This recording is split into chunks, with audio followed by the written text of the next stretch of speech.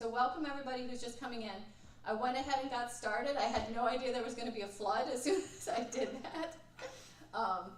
But I'm Beth Carroll, and we're rolling because I got a lot to cover. Alrighty, okay, I'm going to run through this next bit. I think I've got 10 more minutes before I need to stop to do Q&A. So I'm going to run through this really quickly. This is basically just a step, a checklist for you to go through. I do want to try to share with you some examples of how some incentive plans can look. Okay, so first be clear about your goals. Be clear about your organization structure. Be clear about your why. How many of you have heard of Simon Sinek?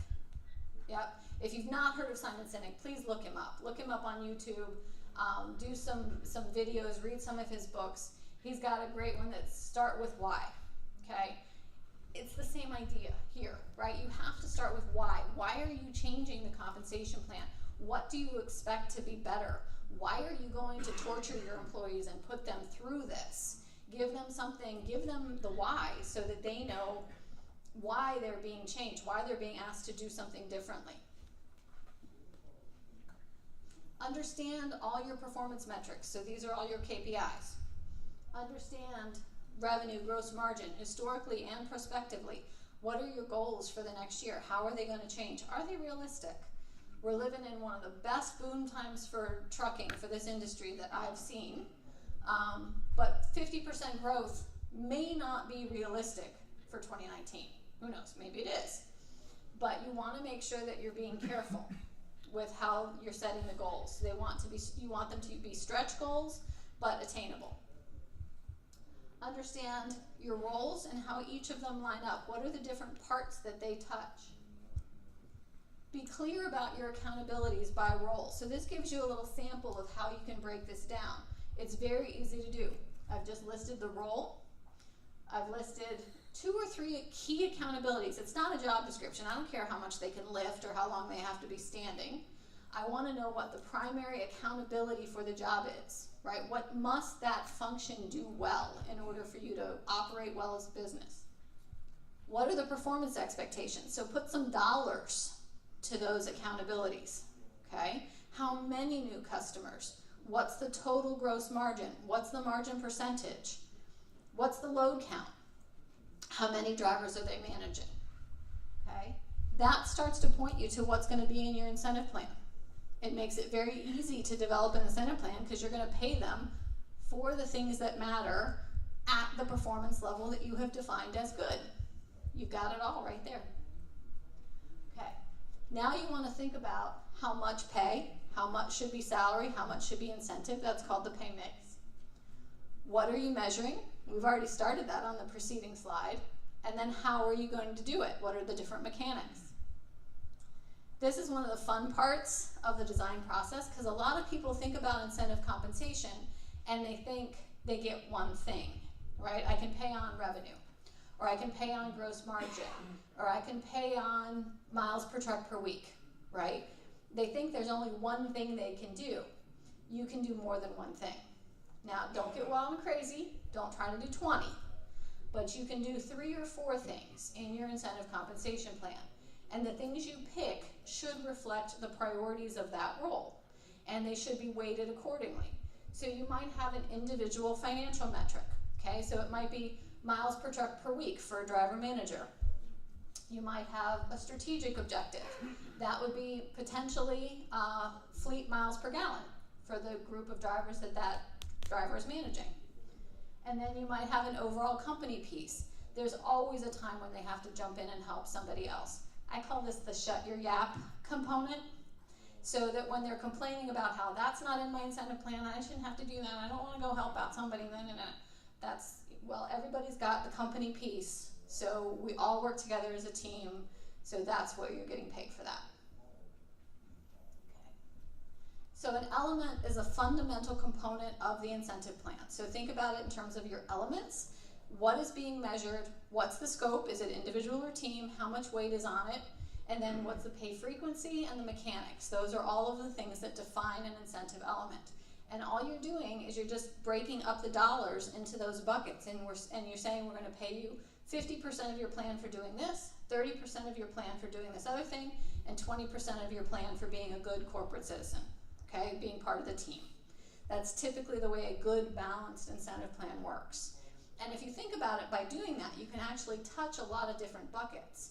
Maybe that first piece is paid monthly. Maybe the company piece is paid once at the end of the year, and the strategic piece is paid quarterly. So you could actually have 3 different time horizons on those metrics as well. Good performance measures have 4 common characteristics. So when you're thinking about what it is you're going to pay people for, so those KPIs, pick KPIs that are relevant, they matter to the business. You could pay a janitor for how many bags of trash they take out, but it doesn't really make the business better. If they don't do it, I guess it could make the business worse, but having them take out more bags of trash doesn't necessarily make it better. In fact, I can pretty quickly think of a way I could game that system. You want to make sure it's controllable, so it's something the individual has control over. Paying a driver manager on corporate EBITDA, they're not going to understand it, they don't know how they affect it, there's probably a lot you're not going to want to share with them in terms of how that number is developed. So you want to make sure that you're tying them to things that affect EBITDA, but that they can see that they control. You want to make sure it's objective, as free from management subjectivity as possible. This isn't a game of, does my manager like me? It's a game of, did I do what I needed to do? Did I reach good, as objectively defined, measurable, quantifiable good? And can I do better next time? And measurable. If you can't measure it, you can't pay on it, right? So you have to be able to measure it, you have to be able to track it, or create a system that's pretty simple to track. You need to make sure that you have used goals or expectations and you have told people what those goals are. So even if you're paying a 5% commission, okay, there is an explicit goal in there somewhere. You probably had a goal in mind when you developed the 5% commission rate. You probably figured out, well, I want to pay that person X amount of dollars and I'm going to pay them 5%, so do the math, divide by 5%, that's how much they have to produce. You might have done that. I guarantee they did it, right? So they're going to figure out how much money they want to make. They're going to do the math and figure out how much they need to produce to make that much money. What if your expectations are like this? Yours is up here and theirs is down here. That's a problem. So you have to be really clear about your goals. And remember, more is not a goal. Be explicit. How many of you guys have some sort of a loyalty program? Whether it's an airline club or a hotel or a car rental company or something along those lines. Somebody's got loyalty programs out there. Do you know any of them that have one tier? You're in or out? No. They all have 4, 5, sometimes 6 tiers, right? There's benefits that you get getting to the next level. There's a reason why they do that. It's human psychology. You want to do the same thing with your employees. Give them something else to shoot for, right? Give them always another level. Don't have them feel like they've reached the top. I'm at the top. There's no place else to go. No, always have something else, another little carrot out there. Got it. All right. 2 basic kinds of ways you can pay compensation, and then I'm going to jump really quickly to some examples and give you guys a chance to answer ask some questions and for me to answer them. So you can either pay transactionally, which is a commission, it's volume driven, or you can use a goal-based incentive. So I'm going to give you a very quick example of the difference between these 2 things. So I've got a sales rep in New York and a sales rep in South Dakota. All right, the sales rep in New York produces $2 million and the sales rep in South Dakota produces $1 million. Under a commission plan, pure commission plan, the sales rep in New York would make twice as much money as the sales rep in South Dakota, okay? Unless they're selling farm equipment. It's probably an easier job for the sales rep in New York, right?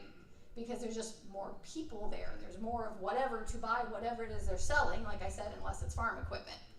Now, it may be that the sales rep in South Dakota has just grown her business by 50% to reach that $1 million goal. And it may be that the sales rep in New York just shrunk by $1 million and reached a $2 million goal. It's not the same job, right?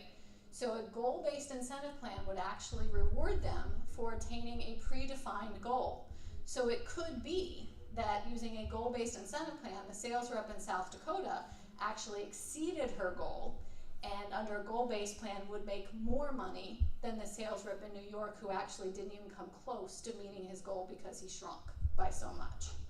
So a pure commission plan, the sales rep in New York is going to make twice as much money as the sales rep in South Dakota. Under a goal-based plan, it can be even, or you can actually have it skewed more to the one who exceeded goal more, regardless of what the absolute value of the goal was. So a goal-based plan is a great way to normalize, to level out the playing field. You can also do piece rate, and you can do a weighted average, but that's a little more than I could get into right now. All right, I'm going to skip over some of this stuff. I've got a checklist in here just to go through to make sure that you're achieving what you need to achieve from the compensation plan. So just check this out and make sure, look at what you have in place now and ask yourself these questions. Is it doing what you need it to do? Are you getting the results you want? Even when you go through this process, do this every single year. Ask yourself every year, are you getting what you want out of the compensation plan? For many of you, for brokerage side, I know this is true. On the asset side, your trucks are probably your biggest expense. But I would say labor, your compensation expense, brokers, it's the #1 expense. On the trucking side, it's probably #2, but it's up there, right? So labor is going to be high. In fact, driver wages, it may be #1. It's one of the single biggest items on your budget. You ought to be managing it very strategically and very carefully.